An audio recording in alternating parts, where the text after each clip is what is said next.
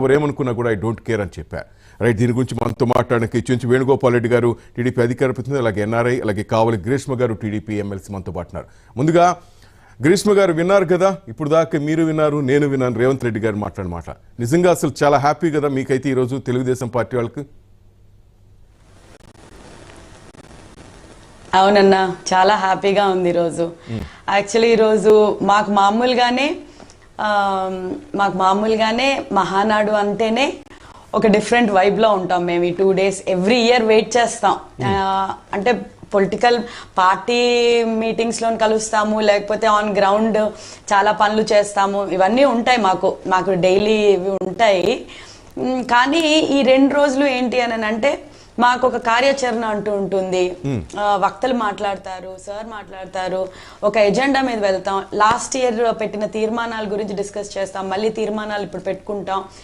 అది ఒక structured pattern అన్నగారు పెట్టిన దగ్గర నుంచి, పార్టీ పెట్టిన దగ్గర నుంచి చేస్తున్నది. సో ఈరోజు కూడా మీరు చూసారు నిన్న ఎలాగా లోకేష్ అన్న 33% విమెన్ రిజర్వేషన్ది అంటే సెంట్రల్లో నైనా అవ్వకపోయినా కూడా మన పార్టీలోనే ఖచ్చితంగా వచ్చే ఎలక్షన్స్ లో చేద్దామని చెప్పడం. రేవంత్ రెడ్డి గారు కూడా అదే మాట ఇచ్చారు. అలాగే ఈ రోజు సార్ దాని గురించి నేను అదే ఆమోదిస్తున్నారని ఖచ్చితంగా తీసుకుంటారన్న.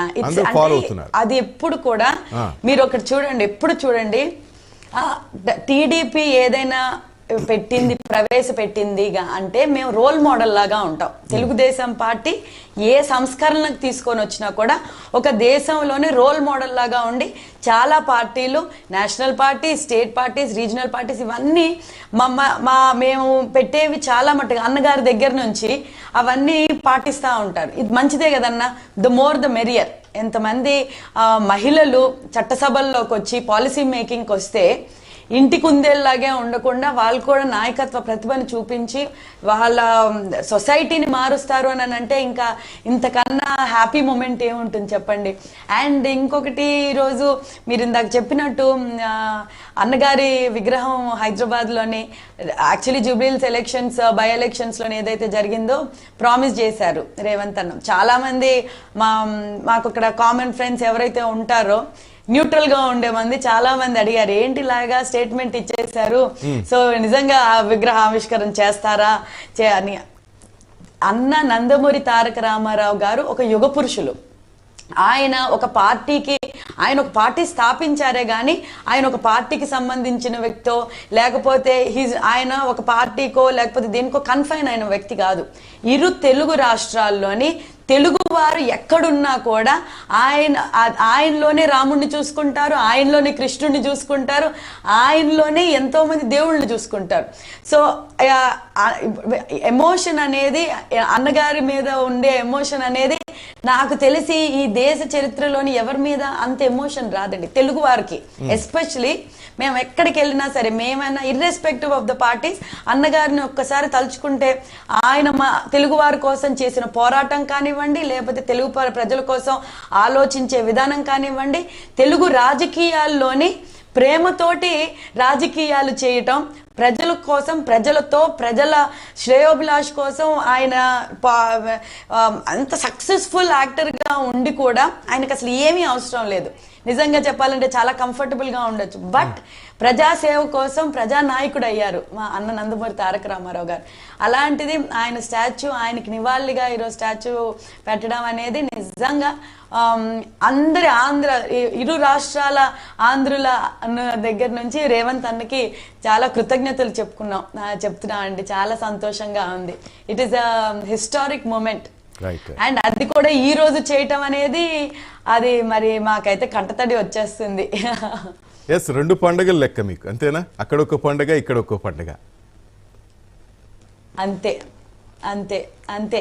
అంటే ఈరోజు చూడండి, అన్న నందమూరి తారక రామారావు గారు అప్పుడు మా మదర్ ఆయన పార్టీలో ఉన్నప్పుడు ఆయన తెచ్చిన సంస్కరణే ఆస్తిలో మహిళలకి సమాన హక్కు. ఆ తర్వాత చంద్రబాబు నాయుడు గారు మా ఇంటికి ఒక ఆంటర్ప్రెన్యూర్ని తయారు చేయాలి, ఒక మహిళ తన కాళ్ళ మీద తను నిలబడాలి, డ్వాక్రా సంఘాలు తీసుకొని రావడం కానివ్వండి, లేకపోతే ఎడ్యుకేషన్ లోని విమెన్ కి ప్రయారిటీ ఇవ్వడం కానీ, జాబ్స్ లోని ఇవ్వడం కానీ చేశారు.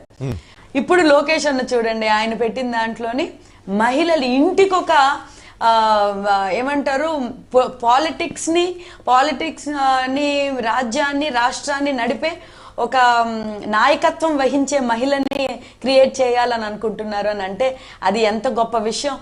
అది కూడా మీరు నేను ఎప్పుడు కూడా చెప్తా ఉంటాను, ప్రతిదీ పొలిటికల్ స్ట్రాటజీ, ఎలక్షన్ స్ట్రాటజీ ఇవన్నీ చేయాలంటే ఎలక్షన్ కన్నా ఒక 6 నెలల ముందు పెడితే అది పొలిటికల్ స్ట్రాటజీ అవుతుంది.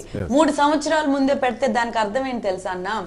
దానికి అర్థం ఏంటి అని అంటే మహిళలు కూడా ఎవరైతే వాళ్ళకి రాజకీయాల్లోకి రావాలనుకునే వాళ్ళు, నాయకత్వ ప్రతిభ ఉన్న వాళ్ళు, దాంట్లోని ఇంకా బాగా గ్రౌండ్ వర్క్ చేయడానికి టైం ఉంది, ఇంకా నేర్చుకోవటానికి టైం ఉంది, ఇంకా వాళ్ళకి చేయడానికి టైం ఉంది, ప్రజలకు సేవ చేసి ఇంకా మంచి పేరు తెచ్చుకొని మంచి నాయకత్వ ప్రతిభ అంటూ బయటకు వస్తుంది కదన్న. దట్ ఈస్ వాట్ లోకేష్ అన్న విజన్ కూడా.